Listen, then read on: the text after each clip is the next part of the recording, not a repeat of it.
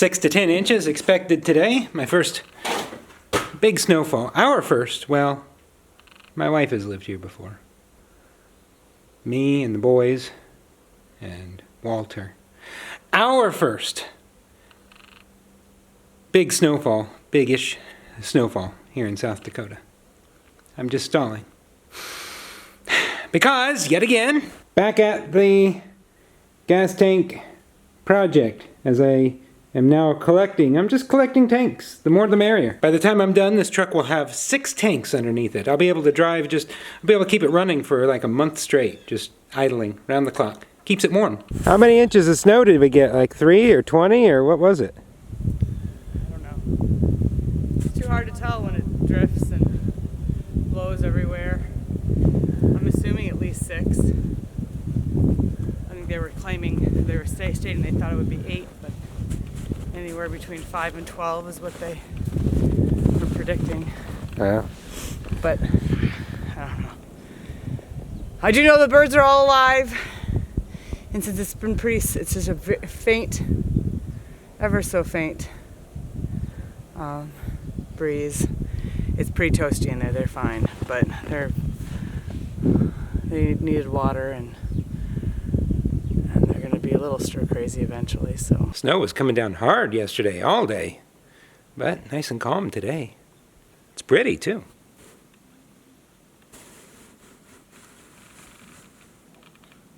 So I spent the whole day back in here, basically redoing everything that I had already done to install the correct gas tank this time, and it fought me every step of the way. It's a hard job. I can understand now why they recommend taking the bed off, because it's just a tight job. It's a hard job. It was everything. So I guess at this point, put some gas. Actually, no. Gas is pretty expensive. I want to make sure there's no leaking first anywhere, that everything's connected properly. So I'll fill it full of water first, and then so yeah, put some gas in and fire it up, let it warm up, and just check and make sure everything's just doing its thing. Shiny new tank, fully secured to the frame, connected and everything. My biggest fear is just where I connected it at the sending unit, making sure that that's not leaking or anything, because that's just, I'd have no other choice but to take the whole thing back down again.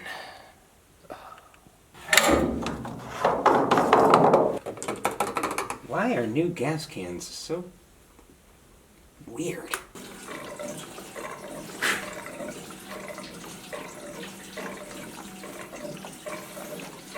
Okay, let's see if the gas gauge registers. It could be that there's not a lot of gas in there.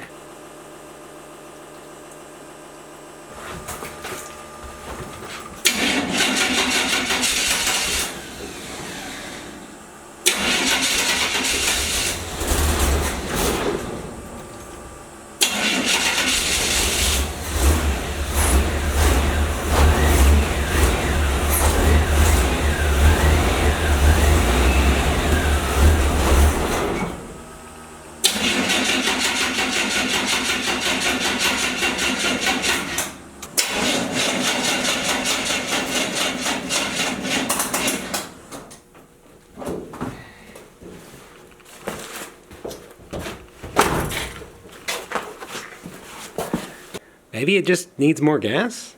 I don't know. It's just acting like it's not getting any fuel at all. Been here before.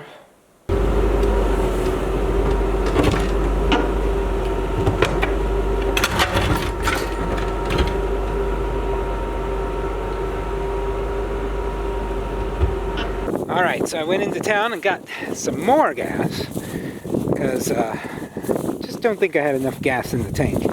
I also took out the filter and blew it out really well. Hey, look! Their first big snow.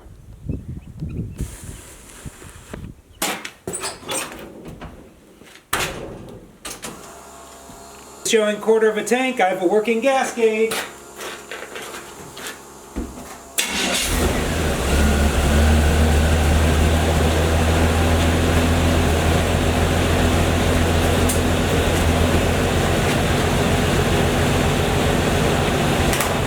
She runs! She runs!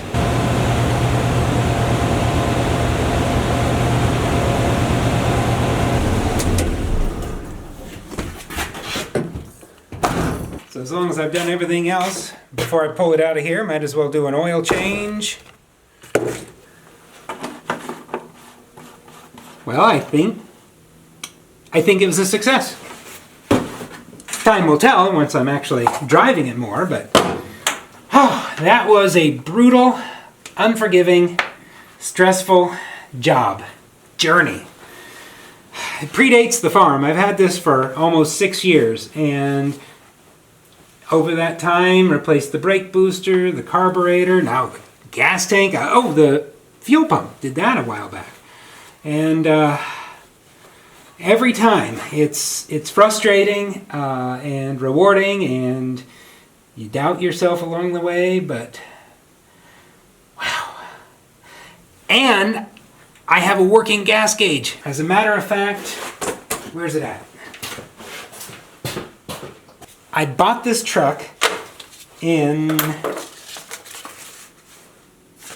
July of 2016, and this piece of paper was in the ashtray, and so the guy I bought it off of, Pat, he started writing on this 6/10 of 12, so over 9.5 years ago, he documented a fill-up in it and how many miles he'd driven, and so the gas gauge has been out for at least 9.5 years, and I was still using this paper up until my last fill-up was 10/28 of 21, so still have that much more blank space left. So, anyways, that's all to say. It hasn't had a gas gauge in a long time, but I'll keep this paper in the ashtray just in case.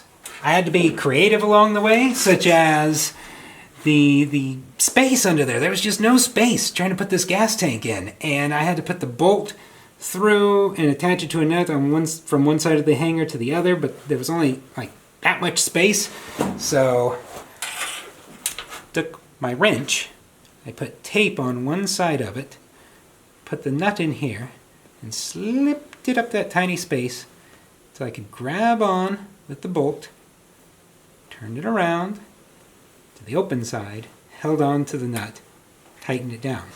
Had to do that for all 8 bolts. A lot of little things like that I had to do along the way. I don't think it's too much of a stretch to say it's a labor of love. Those of us who are keeping these old trucks on the road, doesn't matter, Chevy, Dodge, Ford, there's just something about the old trucks. I mean, my grandpa had one of these. He bought brand new when I was a kid, and even then, they were still making these. It felt like an old truck. Just all the exposed metal in the cab and the cold, unforgiving vinyl seat. It's just a truck feeling. And I love it. And this is my vintage. And I'll keep this one on the road as long as I can. And if it completely rusts into oblivion, I'll try to find another one. And my kids, they love the truck too. They feel the same thing in this truck that I felt riding in these trucks when I was a kid. And so, yeah, not to get too deep about just a bunch of metal and bolts, but feels good when you make a repair that I assume is a successful repair that keeps it on the road that much longer. Are you ready for the parade?